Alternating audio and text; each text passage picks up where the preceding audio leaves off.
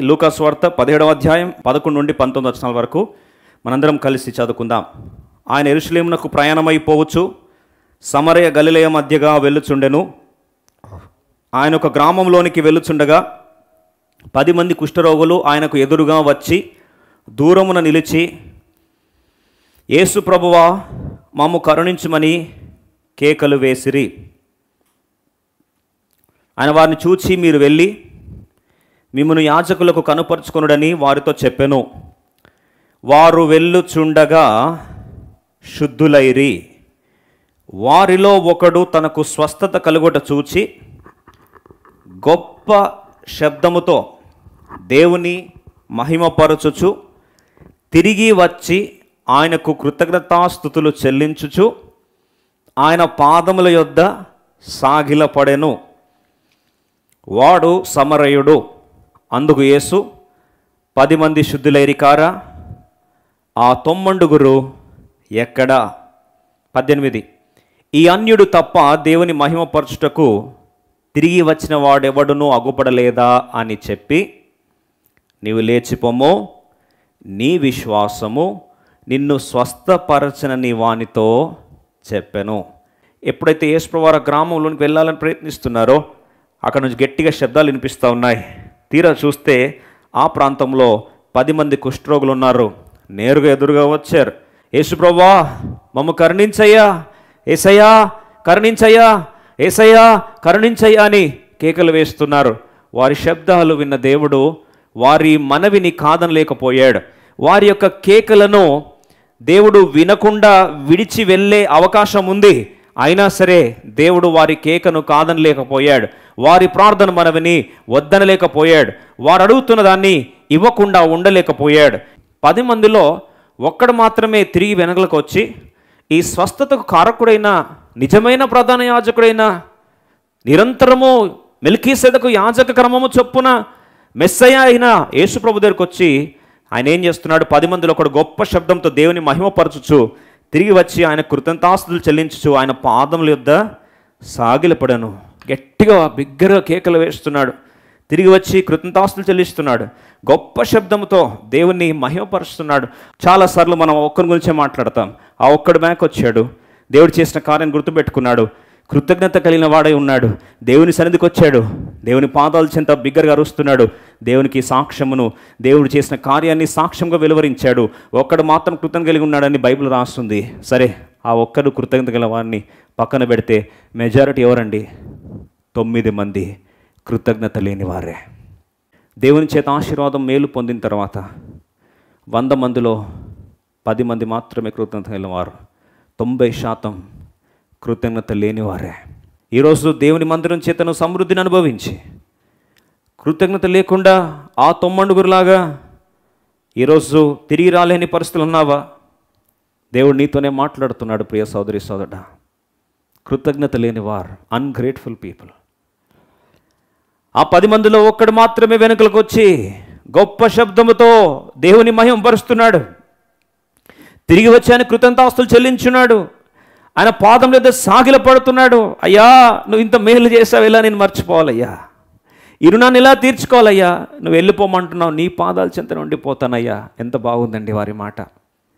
యేసుప్రభువు వారు తన శిష్యులను అడుగుతున్నప్పుడు, మీరు కూడా అందరూ విడిచి వెళ్ళిపోతున్నారు కదా, మీరు కూడా నన్ను విడిచి వెళ్ళిపోతారా అంటే, శిష్యులు అన్నట్టు అనగలమా? మేము ఎక్కడికి వెళ్ళగలం ప్రభువా? నిత్య జీవ మాటలు నీ యొద్ద ఉన్నాయి కదా ప్రభువా, నిన్ను విడిచి ఎక్కడికి అనుకుంటున్నారు ప్రభువా, నిన్ను విడిచి ఎక్కడ పోగలం ప్రభు అనగలవా? విషాదం ఏంటంటే ఈరోజు కృతజ్ఞత లేని వారిపై ఉన్నాం. సరే, కృత లేని వారు మరి పోని యాజకుని చూపించుకున్నారా? బైబిల్లో స్పష్టంగా ఏం రాయబడలేదండి. యాజకుని కనపరచడానికి బయలుదేరనుంది, వాళ్ళ స్టోరీ అంతటితో ఆగిపోయింది. చివరికి దేవుడే అడుగుతున్నాడు, ఆ 90 ఎక్కడా? Where are those 9? తిరిగి వెనకలు రాలేని వారు ఎంతమంది అని దేవుడు ఈరోజు కూడా గ్రంథస్థం చేస్తున్నాడు. ఈ 5 మంది, ఒక వ్యక్తి, మొదటి వ్యక్తి అంటాడు, I have my family to take care of and to think about. నాకు కుటుంబ బాధ్యతలు చాలా ఉన్నాయండి అని ఎక్స్క్యూజ్ చెప్పాడు. రెండో వాడు అన్నాడు, I have my friends to think of. నాకు దేవుని అవసరం లేదండి. ఫస్ట్ వీళ్ళు ఫ్రెండ్స్ని సాటిస్ఫై చేసిన తర్వాత, మొదటి వ్యక్తి ఫ్యామిలీ, రెండోవాడు ఫ్రెండ్స్, మూడోవాడు ఫైనాన్సెస్. నా ఆర్థిక స్థితి మెరుగైన తర్వాత, సెటిల్ అయిన తర్వాత వస్తాను. 4వ ward, I have my frustrations to think of. 5వ వార్డ్ అంటాడు, you know what, I have my failures to think of. నా ఓటంలో నన్ను చూసి సెట్ అయిన తర్వాత నేను వస్తానని 5వ వార్డ్ అన్నాడు. విషాదం ఏంటంటే, చరిత్ర ఒకసారి మీరు తీసి చూడండి, ఈ 5గురు జీవితంలో ఎప్పుడు కూడా దేవుని యొద్దకు రాలేదు. ఆ సమయం వారి నుండి ఎప్పుడు కూడా వారు పొందలేకపోయారు. రేపేం సంభవిస్తుందో నువ్వు చెప్పగలవా? ఈరోజు ఇంకా కుటుంబం కొరకే పరిగెడుతున్నావు. ఈరోజు ఇంకా కుటుంబం కొరకే పరిగెడుతున్నావు. Sorry to tell you this lines. ఒక్కసారి నీ యొక్క ప్రాణము ఆగిపోతే, నీ ఆత్మ నిన్ను విడిచిపోతే, నీ కుటుంబానికి అవసరం లేదు. నువ్వు తీసి అవతల పడేస్తారు. 2 రోజులు 3 రోజులు ఏడుస్తారు. చివరికి నీ ప్రాణం పోయిన తర్వాత నీ శవంతో ఎవరికి పని లేదు. నీ ఆత్మ విలువైంది. ఆ విలువైన ఆత్మ కొరకు ఏం చేశావు? పరిశుద్ధాత్మ దేవుని కొరకు నీ పరిచర్య ఏంటి? దేవుని యొక్క పరిచర్య నిమిత్తమై నీ యొక్క త్యాగం ఏంటి? సాక్షార్థంగా ఈరోజు ఉండాల్సిన నీవు ఎందుకు నోరు మూగబోయింది? Today you say that I got my family to take off. కుటుంబాన్ని ఇచ్చింది ఎవరు? నీకు ఆయుష్ను పోసింది ఎవరు? ఈరోజు నీ కంఠంలో ఊపిరి పెట్టింది ఎవరు? 3వదిగా, నాకు ఆర్థికంగా నేను ఎన్నో ఆలోచనలు ఉన్నాయి, ఇవన్నీ నేను సెటిల్ అవ్వాలంటున్నావు. ఆర్థికంగా నేను దీవించాల్సింది ఎవరు?